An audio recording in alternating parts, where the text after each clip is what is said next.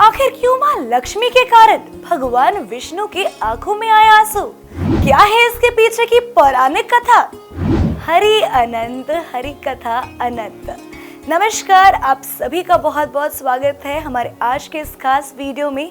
मैं हूँ आपके साथ अनुष्का सिंह। दर्शकों, हिंदू धर्म में माँ लक्ष्मी और भगवान विष्णु की साथ साथ पूजा की जाती है। दोनों देवी देवता की कई पौराणिक कथाएं प्रचलित हैं। आज हम आपको एक ऐसी ही सुंदर कथा के बारे में बताने जा रहे हैं जब भगवान विष्णु को माँ लक्ष्मी ने रुला दिया था और माँ लक्ष्मी को एक माली के घर पे काम करना पड़ा था। तो आइए बिना देरी किए शुरू करते हैं। पौराणिक कथा के अनुसार भगवान विष्णु एक बार धरती पर भ्रमण करने जा रहे थे। उस समय माँ लक्ष्मी ने भी भगवान विष्णु के साथ जाने को कहा। तभी विष्णु जी ने कहा कि वह साथ तो चल सकती हैं, लेकिन एक शर्त पर। भगवान विष्णु की शर्त ये थी कि धरती पर जब भ्रमण के लिए जाए तो उनको यानी माता लक्ष्मी जी को उत्तर दिशा में नहीं देखना है, चाहे कैसी भी स्थिति क्यों ना प्रकट हो जाए। माँ लक्ष्मी ने विष्णु जी की इस शर्त को मान लिया और स्वीकार कर लिया और उनके साथ चल पड़ी। जब श्री हरि और माँ लक्ष्मी धरती पर भ्रमण पर आए तो लक्ष्मी जी की नजरें उत्तर दिशा की तरफ गई। उत्तर दिशा में हरियाली और मन मोह लेने वाले बगीचे थे। वहाँ की सुंदरता को देखते हुए माँ लक्ष्मी बगीचे की ओर चली गई और एक फूल तोड़ लिया और इसके बाद भगवान विष्णु के पास वापस लौट गई। ये देखकर भगवान विष्णु खुद को रोक नहीं पाए और उनके आंखों से आंसू आ गए। इसके बाद माँ लक्ष्मी को भगवान विष्णु की शर्त याद आई, जिससे उन्हें अपनी गलती का एहसास हुआ।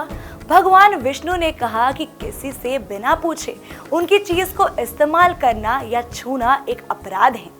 माता लक्ष्मी को अपनी गलती का एहसास हुआ और भगवान विष्णु से उन्होंने उसके बाद माफी भी मांगी। तब विष्णु जी ने कहा, इस गलती की माफी सिर्फ और सिर्फ बगीचे का माली ही दे सकता है और अब आपको माली के घर की दासी बनकर रहना होगा। श्री हरि जी की बात सुनकर लक्ष्मी जी ने गरीब स्त्री का रूप धारण कर लिया और माली के घर चली गई। जब लक्ष्मी जी माली के घर पहुंची तो गरीब स्त्री समझकर माली ने भी उन्हें अपने घर पर काम करने के लिए रख लिया। साथ ही साथ खेत में खूब काम भी करवाया। कुछ समय बाद जब माली को एहसास हुआ कि ये कोई गरीब स्त्री नहीं है बल्कि माता लक्ष्मी है, तो उसे पछतावा हुआ। धन की देवी ने कहा कि जो भी हुआ वो नियति थी, इसमें आपका कोई दोष नहीं है।